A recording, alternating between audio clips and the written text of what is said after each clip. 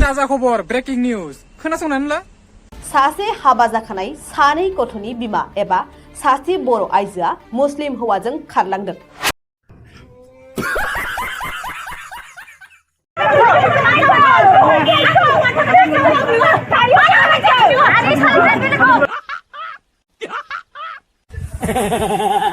breaking news बावसोनो ये breaking news नाया माने मा लिरना बावदो ब्रेकिं निउज बावसोनो माने सासे हौवाखौ लानानै सानै हिनजावा माने नांलायलायदो बाजार गेजेरावनो माने लासिंसिं बाजार गेजेरावनो नांलायलायदो इखो माने इसोरो भिडिअखौ मोननाय लोगो लोगोनो डाइरेक्ट ब्रेकिं निउज खालामना होबायानो माने जोंनि बर'नि पक'टियान निउस चेनेल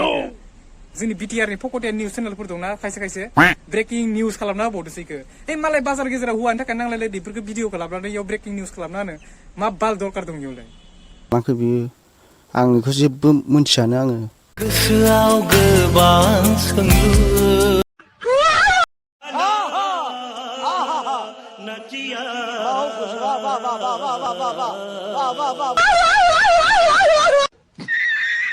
हास्थायो बे जेरावखि थाया मानो माने फैफिनथों आरो हे आदा हास्थायना लाब गैला फैफिनला इयो मिथिबाय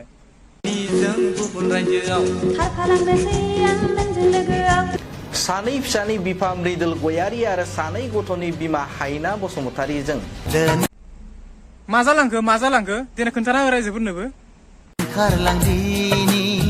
रावबो नुस'यैया फिसा गोनां हौवा इफोरबायदि जालांबाय आरो ना मा इसोर सानैजो केला ओरैबायदि माने निउस चेनेलफोरा नाय बर'नि पक'टियान निउस चेनेल माखा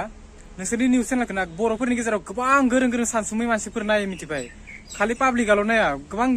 किमान गोरों मानसिफोर दङ इसोरबो नोंसोरनि चेनेलफोरखौ नायो फेसबुक पेजावनो जा इउटुब चेनेलावनो जा नायो नोंसोर जुदि बेफोरबायदि मिउजिक लगायलायनानै नै अमुकनि हिनजावा अमुकजों